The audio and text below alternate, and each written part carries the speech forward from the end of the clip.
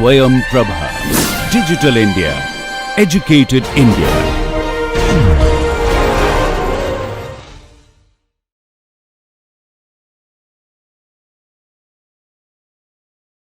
Now we'll talk about a subset of Zm called Zm star and the very interesting structure that it has. So let me start by defining what Zm star is. So Zm star is a set of elements in Zm. So remember, Zm is the numbers modulo m, or the congruence classes modulo m. And Zm star is a subset of those elements which have multiplicative inverses in Zm. Okay, so that's the definition. So here, B is often written as A inverse, the multiplicative inverse of Z. And we call this kind of a number A as a unit of Zm. So that's just a name for elements which have multiplicative inverses. So here's an example. So Z2 has two elements, 0 and 1, of which one has a multiplicative inverse, namely itself. So Z2 star consists only of 1. Similarly, Z3 consists of 0, 1, 2, of which 1 and 2 have multiplicative inverses, again happen to be themselves. And that is, so Z3 star consists of those two elements. Z4 has 4 elements, 0, 1, 2, 3. You could look at the multiplication table and you would see that 1 has a multiplicative inverse and 3 also has a multiplicative inverse, right? That's why, you look at the row of 3, you see a 1 there. That means that there is some multiplicative inverse. Again, happens to be itself because this essentially 1 and minus 1.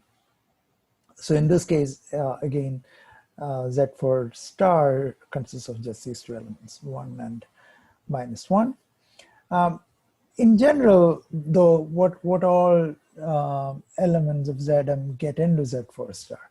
In fact, we have seen this. We have already talked about when A inverse exists in Zm, if and only if so an integer A has a multiplicative inverse in Zm, or multiplicative inverse modulo m, if and only if that number A is co-prime with M. Okay, so here's another way to say that Zm star consists of all these congruence classes of A's, which are integers co-prime with M. I will not be using the box notation so much. I would simply refer to the elements in Zm star as 1, 2, 3, and so forth, just like you do it for Zm. Okay, but for clarity, here I've written A as an integer, so the element in Zm star has to be an element in M. So that's written using this box notation as a congruence class. Okay, so let's try to understand the structure of Zm star. Let's start with asking how big this set is, right? So how many units are there in Zm? Well, when M is prime, every element in Zm except 0 is a unit. It's invertible. All the elements 1, 2, 3 up to m minus 1 are co-prime with M because M is a prime number. Okay, so here the answer is m minus 1. What if M is a prime square? Okay, p square. Well, in this case, there are elements which have non-trivial devices with common devices with M. So M has devices 1, p, and p square. P square cannot be a divisor of elements in the range 0 to p square minus 1. So what we are looking for are integers which have integers in the range 0 to p square minus 1, which have p as a factor. Okay, then they have a common factor greater than 1 with M. So these are multiples of p, right? Elements which have p as a factor, they are multiples of p. And so these are all of them, 0, p, 2p, all the way to, you have to stop before you reach p square. So you cannot have p times p, so you end up with p minus 1 times p as the last one. So there are p such multiples, right? P multiplied by 0, 1, 2, 3 up to p minus 1, there are p of them. So these p elements are the ones which do not have, which are not co-prime with p square. So they are the non-units.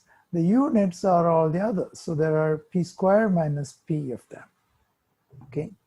And this argument actually extends to any prime power, not just p square, but p to the k. In this case, again, the elements which are which have a common factor with p to the k are actually multiples of p. And you can, how many multiples of p are there? Again, there are exactly 1 by p fraction of the entire set, 0 to m minus 1, that are multiples of p, right? So in this case, it will be 0 times p, 1 times p, all the way to p to the k minus 1 minus 1 times p. And the next factor would have been p to the k minus 1 times p, but that is p to the k. And we are stopping strictly before reaching m. So in that range, the last one here is p to the k minus 1 minus 1 times p. And since we are counting starting from 0, the factors here go, there are p to the k minus 1 of them, right? So there are p to the k minus 1 non-units, which is a 1 by p fraction of the whole, p to the k of them. So writing m as p to the k here, the number of units is m times 1 minus 1 by p. The number of non-units is m divided by p. Okay, so that's if m is a prime power. But what if m has more than one prime factor? Okay, so suppose m looks like this. This is a prime factorization of m. There are n distinct prime factors, and they all have some positive powers d1 to dn here. What about the size of Zm star in this case? Okay, so let's look at an example we already saw. So 15 is such a number. It has two distinct prime factors, so 3 and 5. And this table lists all the elements in Z15 and highlights all of them which are co-prime with 15. The ones that are faded out here are the ones which have a non-trivial common factor with 15, right? So things like 0, 3, 5, 6, 9, 10, 12, they all have common factor 3 or 5 with 15. So how do we count how many of them are there? Well, we saw this table when we were talking about the Chinese remainder theorem. So that's how we can count how many of these units there will be. So remember, every element here can be written as in terms of its remainder with respect to, so in this case, with respect to p to the I to the power d to the I. So there are n factors and they are co-prime with each other. So using the extended version of the Chinese remainder theorem for n different factors, you can represent this m uniquely using a tuple R1 to Rn, where each Ri is modulo p to the I to the power di. And further, if we are interested in things, elements which are invertible, which are multiplicative inverses. To have multiplicative inverse, you need each of these Ri's to have a multiplicative inverse. So the units are those which can be written in this form where each of these Ri's is a multiplicative inverse. And the question is, how many of them are there? So we can just ask how many Ri's are invertible modulo p to the I to the power di. There are p to the I to the power di different values, of which, so you can use this observation from before, of which 1 minus 1 over pi will be invertible, right? So the total number of units are product of the number of possible Ri's which are invertible times R1s which are invertible all the way to Rn's which are invertible. So I just substituted that number from our observation before. So the number of R1s which are invertible are, they have to be modulo P to the P1 to the power D1. So that is, my M here, P1 to the power D1 times 1 minus 1 over P1, right? So these are the number of R1s which are invertible modulo P1 to the power D1, and similarly for every Ri. And this product here, all the Pi to the power Di's multiply out to M, right? And I'm left with this product of, this kind of discounting how many do not have inverses, how many of them are non-units, is this factor here, 1 minus 1 over P1 times 1 minus 1 over P2, all the way to 1 minus 1 over Pn. Okay, so that is the answer to our question, how many units are there in Zm? There are exactly this many units, where M was factorized into n prime factors with some powers, right? But the powers don't really show up in this way when we write it in terms of M times 1 minus 1 over each prime factor. Okay, so that's the size of Zm star. Okay, and this function has a name, so I called it phi here. It's called Euler's phi function. It's also called Euler's torsion function, so you would come across that name as well. And it's invariably denoted using the Greek letter phi. As an example, we already talked about the size of Zm star for a few values of M. So you can compute phi for those values of M. So phi 2 is 2 times, it has only one prime factor, so it's a prime number, so it's of the form 2 minus 1, right? Or you could think of it as 2 times 1 minus half. That's also 1. Phi 3, again 3 is prime, so it's 3 minus 1. Phi 4 is, so here M times 1, so there's only one prime factor, namely 2. So it is 4 times 1 minus 1 over P, and that is 4 divided by 2, so that is 2.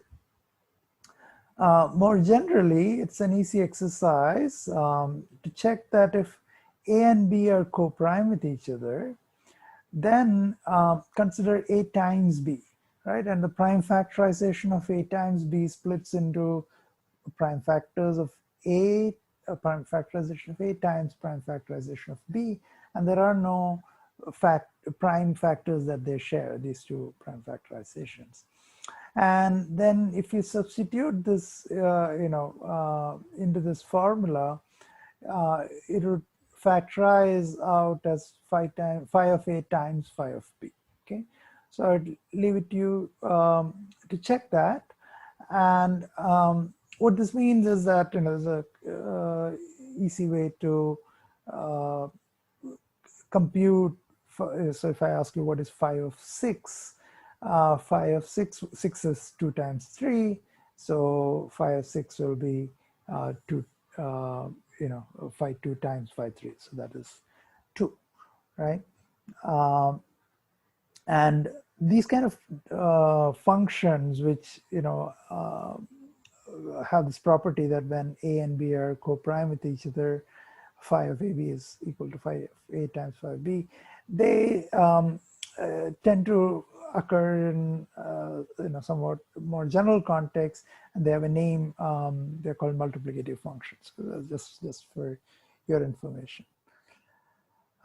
Okay, so let's look at a few more examples. So I just talked about M equal to 6 and phi of 6 is 2. You could also look at the multiplication table of 6 to find out what these elements are, which are co-prime with 6. These are 1 and 5. So in this multiplication table, they would show up as, these are the only, so I rearranged reordered things so that these elements show up at the together. So 1 and 5 are at the bottom here, and similarly here. So it's still a symmetric matrix, and what you'll observe is that these are the elements, the units are the elements for which 1 occurs in their rows or in their columns, right? Here's another example, m equal to 10.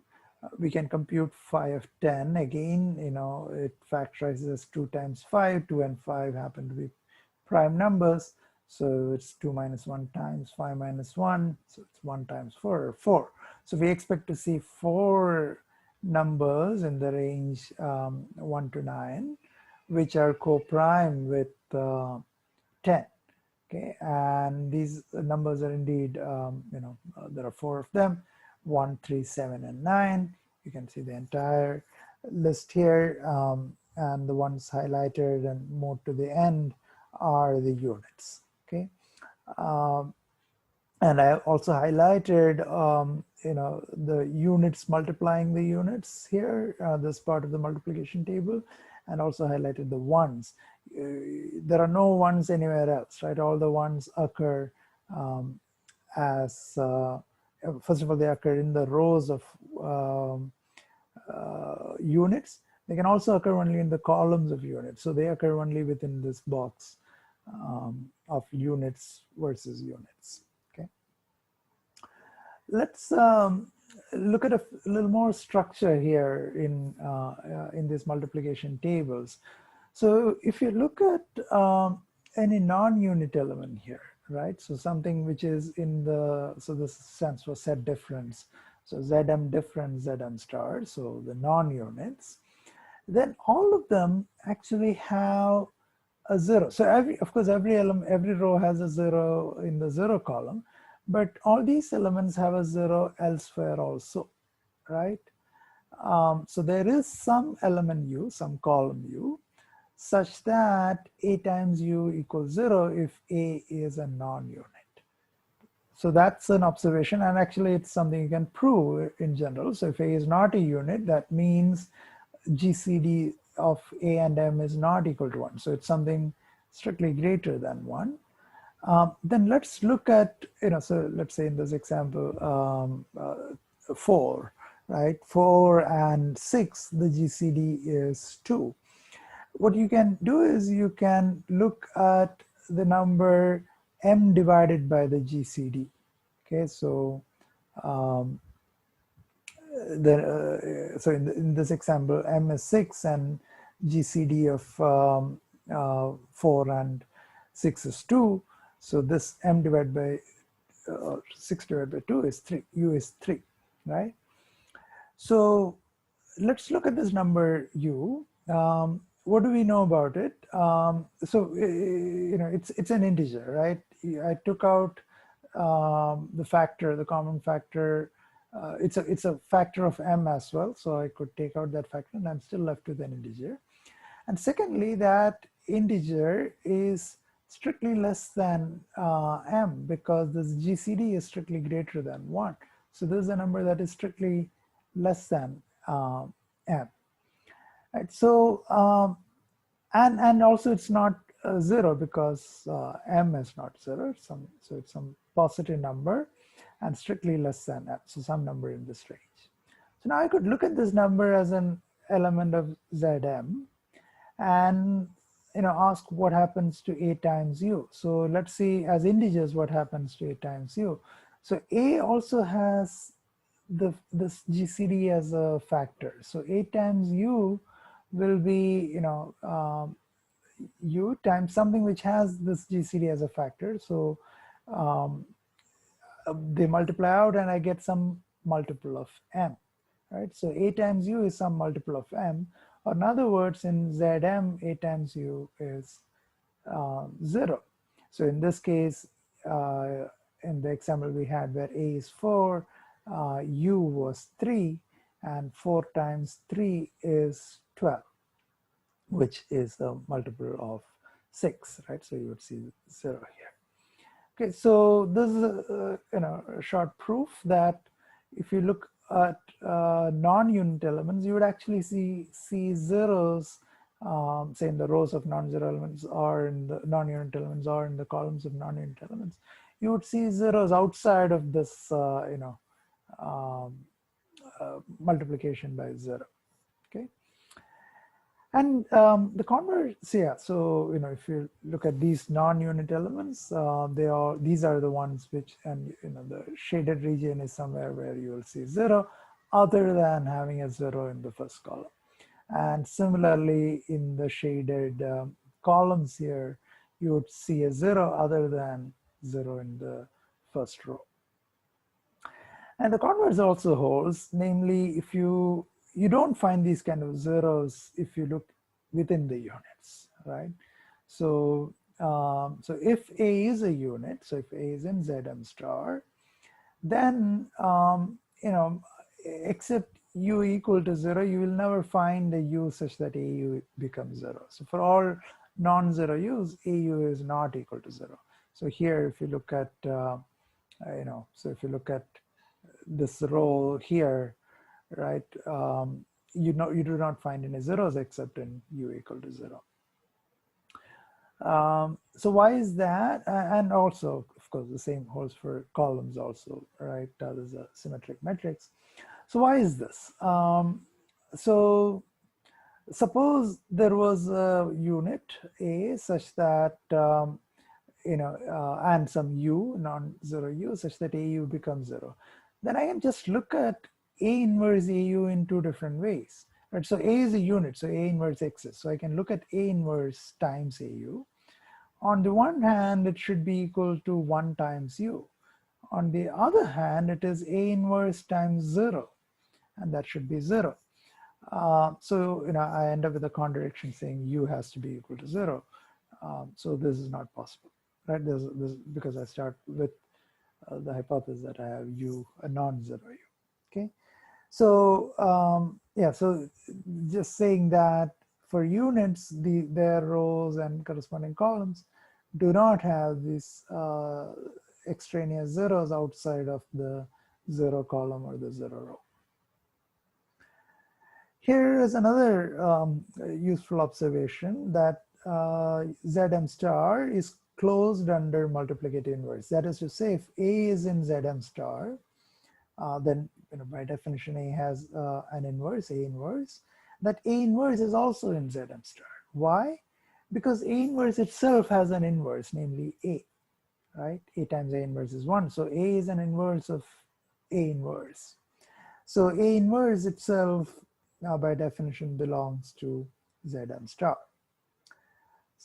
Similarly, or another thing to observe is that Zm star is closed under multiplication. If I took two elements in Zm star, any two elements in Zm star, well, here there are, it could be 5 times 5 or 1 times 5 or 1 times 1, any pair of elements, and I considered their product, okay, not necessarily distinct elements.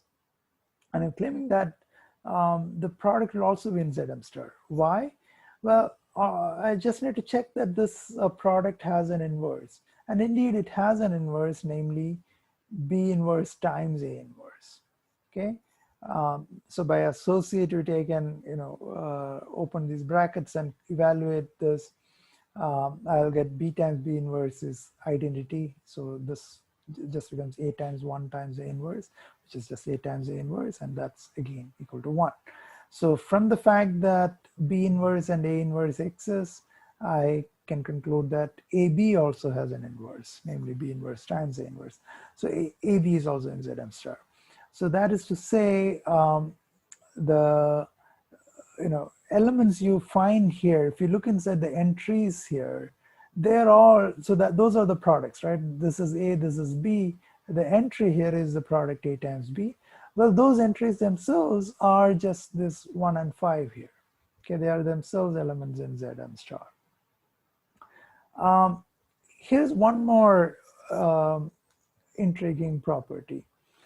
Suppose I looked at a row here, right? So this is, let me actually show you a bigger example, okay? So suppose I looked at a row. So this is, by the way, m equal to 10. and 1379 are the units. And if I look at a row corresponding to one of the units, say 3 here, and I look at what these entries here are, namely looking at what happens when 3 is multiplied to each of the elements in Zm star. So 3 times 1 is 3, 3 times 3 is 9, 3 times 7 is 21, which is 1 modulo 10, and 3 times 9 is 27, which is 7 modulo 10. Okay, so these are the elements. So these elements can be written as 8 times Zm star, right? So by which I mean, so Zm star is a set of elements, and when I say multiply the set by an element, what I mean is construct the set consisting of the elements A times B for each element B in Zm star, okay? Which is just another way of saying, in this case, this is a set Zm star. 8 times Zm star is just the entries that you see in the row here, okay? And the claim is that that is exactly equal to Zm star. So this 3917 are exactly the same elements as Zm star, just in a different order. So how do you prove this? So this happened to be true in one case, but is it always true? Indeed, it's always true. You can prove it. Here is a short proof. So first observation is that since Zm star is closed under multiplication, when you multiply the elements in Zm star by some element, you'll still get only elements in Zm star. So whatever entries are going to be here are from within Zm star. So 8 times Zm star consists only of elements in Zm star, but maybe not all of them. So we write it as 8 times Zm star. It's a subset of Zm star. But we can also do the same thing with A inverse. So A inverse is also in Zm star. So I can make the same argument and say, okay, A inverse Zm star is also a subset of Zm star. What does it mean for A inverse Zm star to be a subset of Zm star? Take any element in Zm star, compute A inverse times that element, so element X, and you will land inside Zm star. So A inverse X lives in Zm star. So let's say inverse X is equal to B. Well, then X is equal to A times B, right? And therefore X belongs to A times Zm star. X is of the form A times some element in Zm star. So, every element in Zm star is an element in A times Zm star. In other words, Zm star is contained in the set A times Zm star. So these two sets, which a priori, could have been different, A times Zm star and Zm star, we concluded that they have to be the same because all the elements here are present there and all the elements present are present here. So they are the same sets, okay? So that is my claim here, right? A times Zm star is equal to Zm star. In other words, every row here is composed of exactly the same, all the same elements as in Zm star. Okay, so every row is a permutation of Zm star elements, and similarly every column is a permutation of all the elements in Zm star. So we got some sense of the structure of Zm star by looking at the multiplication table. There is a little more interesting stuff we can uncover by thinking of exponentiation. So let me just first define what I mean by exponentiation in modular arithmetic. So it's just, what you it's defined the same way you do it for integers using repeated multiplication, okay? So for an element in Zm and an integer, a positive integer d, right? So d is not an element in Zm, but d is an integer. I define a to the power d as a multiplied with itself d times. So there are d copies of a here, and the multiplication here is the modular arithmetic operation, right? So multiplication modulo m, okay? Uh, so in particular, a to the power 1 is just a itself, a square is a times a cube is a times a, and so forth. So yeah, as I said, it's important that you think of this exponent as an integer, as a positive integer here, not modulo m. Okay, if you try to define modular exponentiation by taking d modulo m, it won't be it won't be well defined. For different values of d, which all have the same, which are all congruent modulo m, you will get different values of a to the d, even modulo m. Right, so it's important to note that this is just an integer as it is, and not modulo m. You could also define it recursively. There's something we'll do, more later in the course. But here is what such a definition would look like. So it's an statement. It's a proposition about exponentiation, which completely defines it. So a to the 1 is 1, and for all d greater than 1, a to the d is a times a to the d minus 1. And inductively this defines a to the d for every d. So it's the same definition, it's just a more formal way of writing instead of having to write this curly brace and say d times. You could also use the fact that we have already defined this for integers. If you're already working with exponentiation in integers, you could have simply defined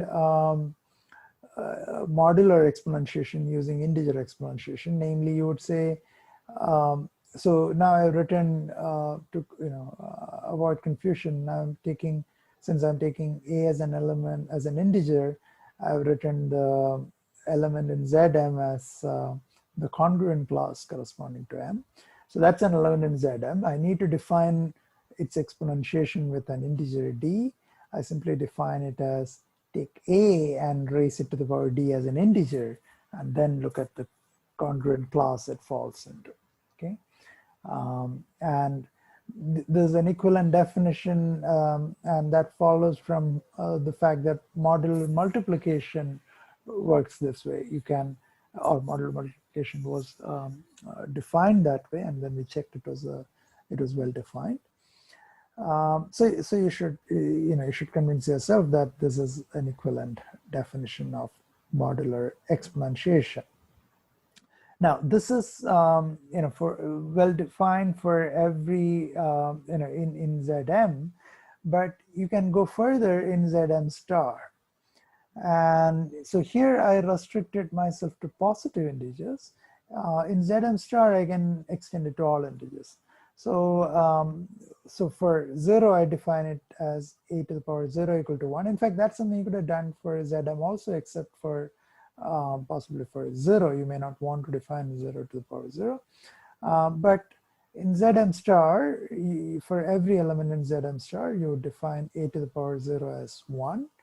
And you can define a to the power minus d, where d is a positive integer, as a inverse to the power d. So a inverse exists because a is in Zm star, and then this is exponentiation using a positive integer, which we already defined for all of Zm, and in particular for elements in Zm star.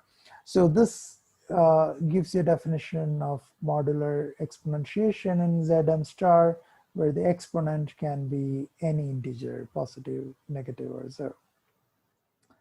And manipulations you're familiar with for integers or real numbers continue to hold in Zm star or in Zm.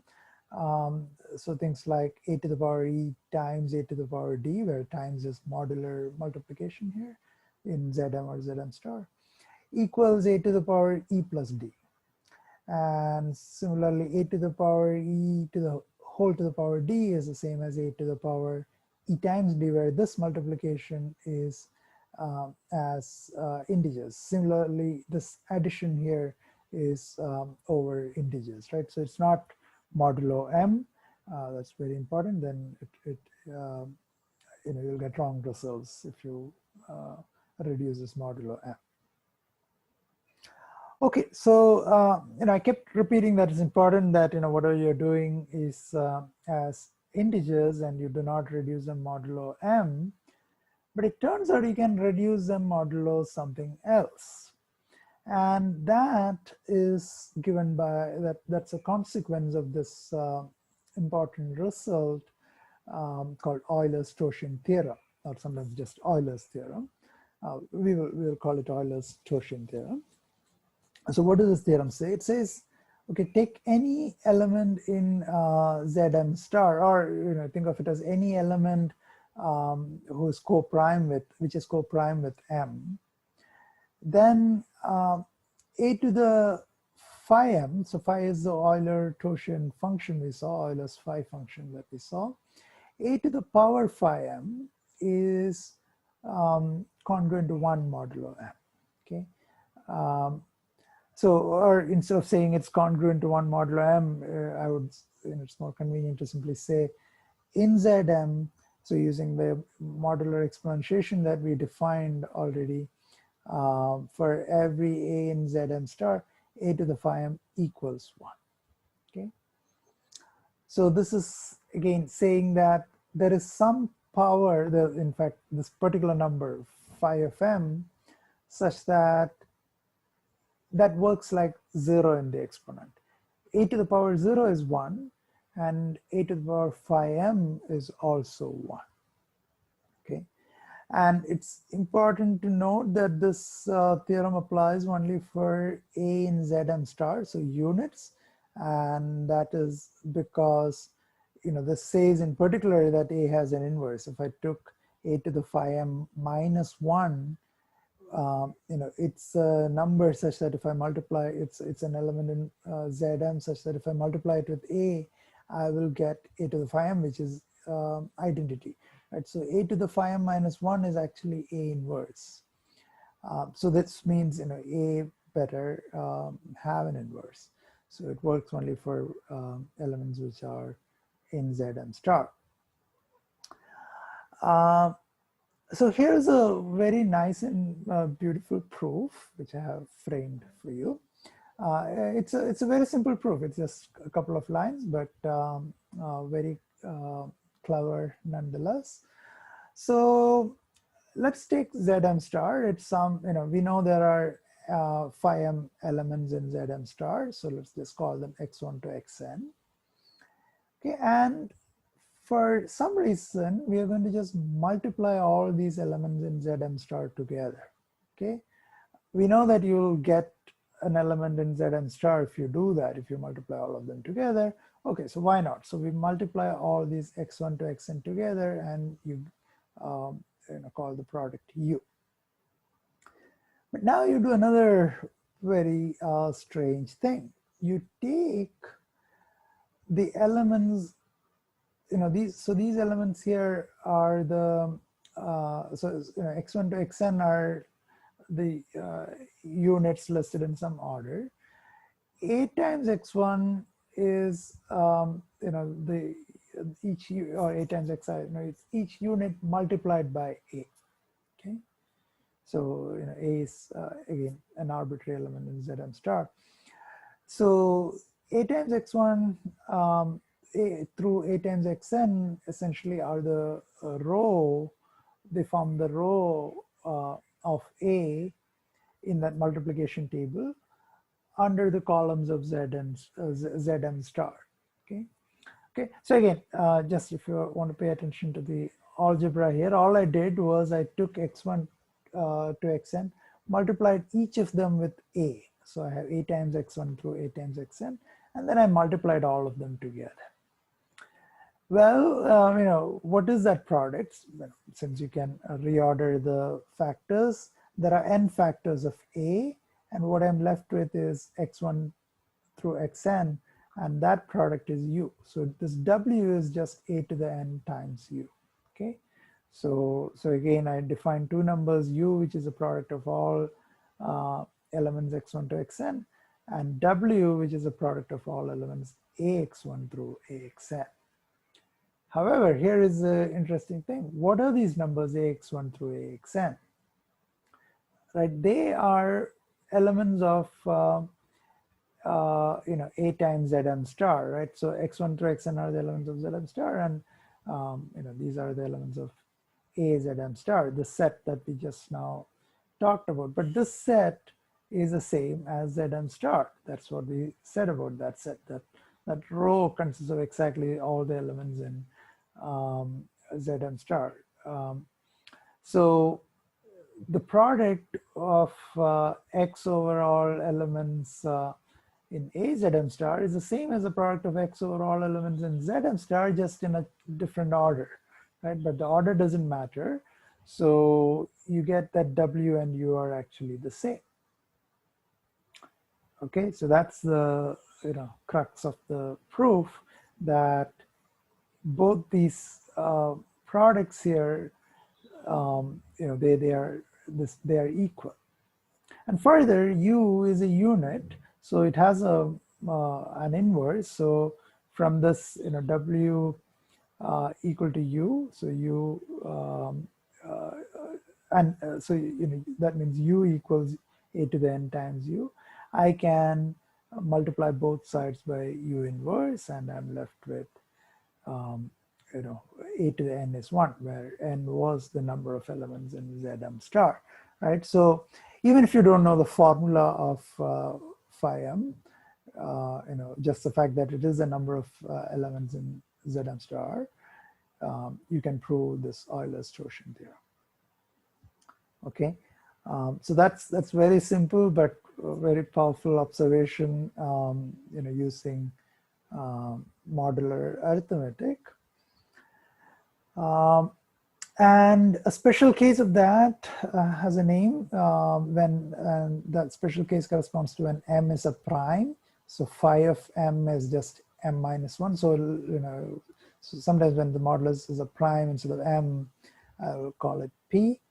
So phi of p is p minus 1, and you apply the Euler's torsion theorem to p. It would read as for every a that is co-prime with p, a to the p minus 1 is 1 modulo p, right? A to the p minus 1 is congruent to 1 modulo p, right? So that is called Fermat's little theorem. All right, so yeah, just one thing before we leave this. So this is not the smallest exponent for which a to the, the exponent becomes 1, right? In particular, if I considered an a which is of the form b square for some b in Zm star, so b is in Zm star, then b square is also in Zm star. And now if I just looked at a to the power phi m divided by 2, so that is b to the power 2 times phi m divided by 2. So that is b to the power phi m. And by Euler's torsion theorem, b to the power phi m is 1, right? Because b is in Zm star. So here is a number in Zm star such that a to the something smaller than phi m is 1.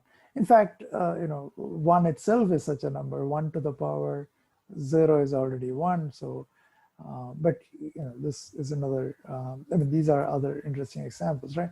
By the way, if you're concerned that I wrote phi m by 2, we have only defined exponentiation with respect to integers.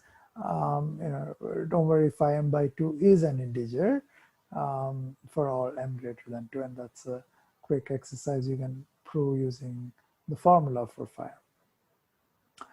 All right, so the last thing I want to cover here is the case when, again, m is prime, the one we just mentioned for Fermat's little theorem, and I'm interested in the in another intriguing structure of ZP star, which is actually somewhat non-trivial and non-obvious, and we will not actually have a proof for this. So I'm going to just show you some structure and state the theorem without a proof.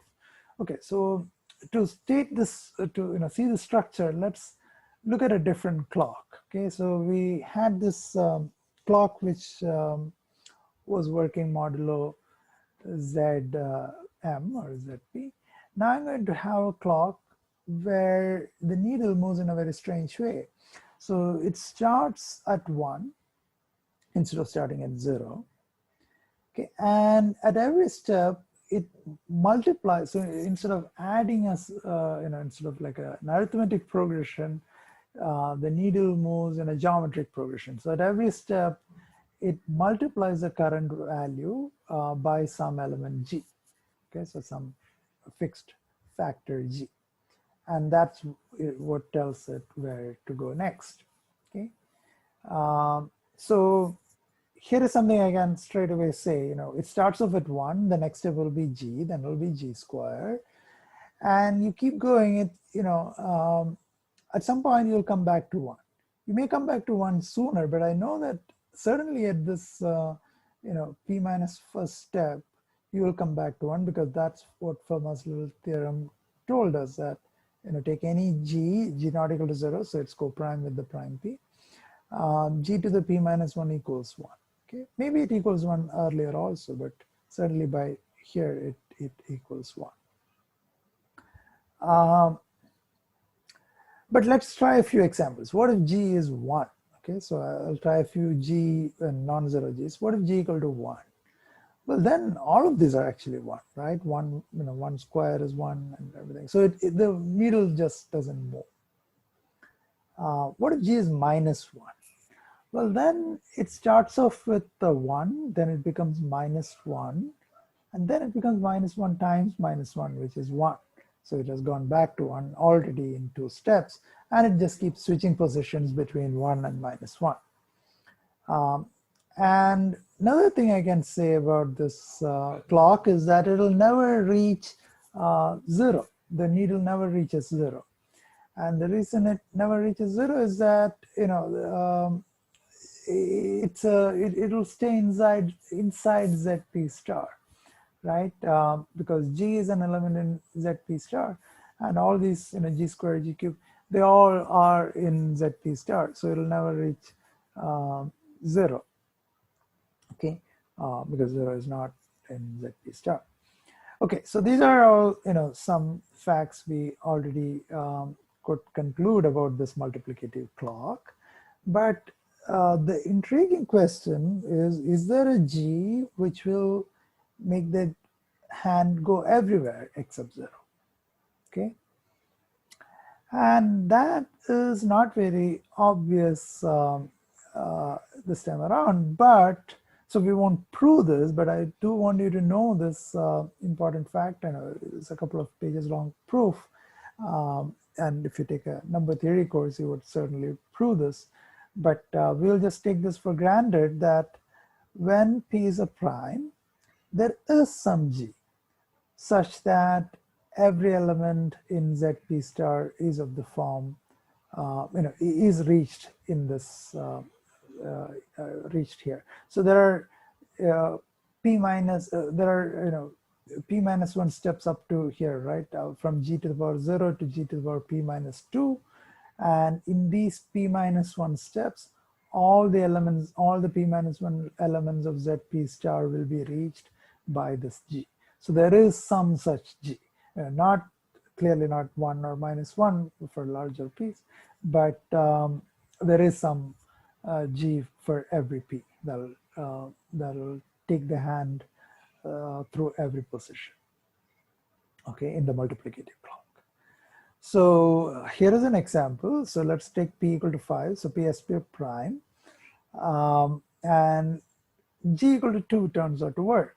So you have 1, 2, 2 square, which is 4.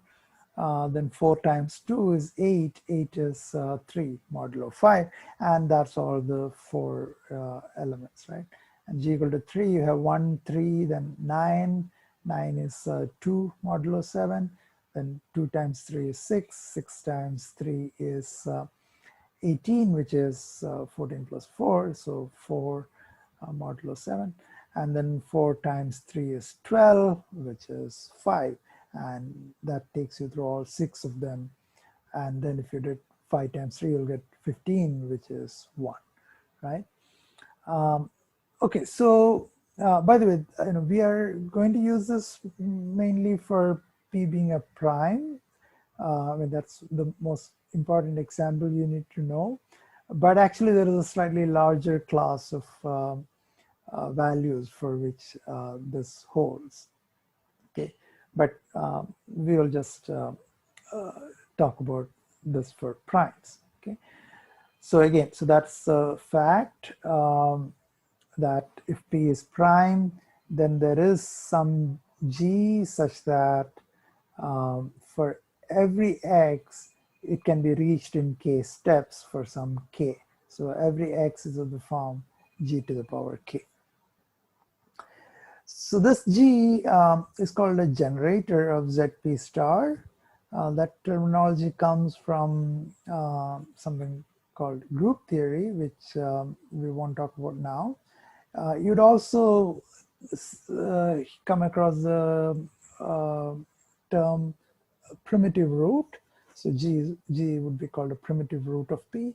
I would mostly prefer calling G a generator of ZP star. Okay, so it generates all the elements. You go through, you start with this G, and then you can generate all the elements in ZP star as G to the power 0, G to the power 1, and so forth. So this tells us that there is an element, there is a copy of ZP minus 1 hiding in ZP star. What do I mean by that? So suppose I took the numbers in ZP star, and I know that with a generator G I can reach all the numbers, but I reach them in some strange order, right? I reach them in this order: 1G, G square, and so forth. So let me just do that for, in this example, P equals 11 and G equals 7. So I have 1 times, so this is G to the power 0, so that is 1. Then this is 7 times 7 to the power 1. And then this is 7 squared. So 7 times 7 is 49, and 49 is 44 plus 5. So modulo 11, it is 5. And then 5 times 7 is 35, which is 33 plus 2. And 2 times 7 is 14, which is 11 plus 3. 3 times 7 is 21, and that's 11 plus 10. And so forth, right? So 7 times this 70, which is 66 plus 4, and this is 28, which is 22 plus 6, and 6 times 7, 54, which is 44 plus 9, and the last one, whatever is left, should be here, right? Happens to be 8. So this just a strange looking order in which the elements in elements in the range 1 to 10 have been written. So these are the elements in Z11 star. But this ordering, you could take it as a labeling of the elements in Z11 star. So there's a labeling, right? 0, 1, 2, 3. So basically it's saying the element X, say 3, can be written as G to the power K. So G is 7, so 7 to the power 4. So 3 gets a label 4 because 3 equals 7 to the power 4. So with respect to the generator G, I can label each of these elements using some integer K in the range 0 to P minus 1. And now, consider something like I want to multiply, say, 5 and 6. Okay, so 5 times 6 is 30, and that is 8, 22 plus 8. But here's another way to do that. I look at their labels here, the green labels. So this is 2 and this 7. So this g to the power 2, this g to the power 7. Multiplying them is just g to the 2 plus 7. Right? So I can add the labels 2 plus 7 and I get 9. And that is the 8. That's the product. And how did I get, and you know, the important thing to note here is that this operation in the exponent is happening modulo 10. Okay, not 9, not 11, but modulo 10, and that 10 is my, is p minus 1, right, is the phi p. So, you know, this is basically saying the ZP star in some sense has a very simple cyclic structure. Cyclic structure refers to this fact that you can start, you know, you can take clock and just move your needle one position at a time and reach everything. And it actually is just going one, you know, instead of thinking of it as going from 1, 7, 5, some, you know, crazy order, it is actually going 0, 1, 2, 3, 4, but that order is in the exponent. Okay. So this number, this label we have been talking about is called the discrete log. So it's similar to logarithm with respect to g. So for x, we would say k is its discrete logarithm with respect to g if g to the power k is x. Okay, and given a generator g, indeed every x in ZP star has a discrete logarithm with respect to it. You change the generator, the discrete logarithm will change. And this looks like a very convenient way of thinking of ZP star, working with ZP star. Instead of doing multiplications, you can do addition modulo p minus 1, which is true. Unfortunately, it's not very easy to compute the discrete logarithm. So it is very easy to go from the label here, the green label, to the number, right? So, you know, given the label 3, this number is 7 to the power 3. And I can compute this efficiently. I'll discuss efficiency later, but, you know, there's something even for digits which are even for numbers like p, which are thousands of digits long, I can do this computation pretty quickly. However, if I give you the number itself, I told you 2, and give you the generator 7, and asked you to find the discrete log, there doesn't seem to be anything much more efficient than some sort of brute force search. Okay, so if my number is thousands of digits long, this is a computation that would take forever. So, so this, you know, going from the label to the number is easy. Going from the number to its label seems to be a hard problem. And in fact, this forms the basis for some cryptographic systems. And more generally, you know, this kind of difficulty in cryptography is referred to as a one-way function. It's easy to compute in one direction, but hard to invert. And discrete logarithm is a candidate for a one-way function in suitable, you know, for suitable numbers. So suitably large numbers. All right, so that's all for now, the structure of ZT star. And we'll continue with more things on exponentiation later.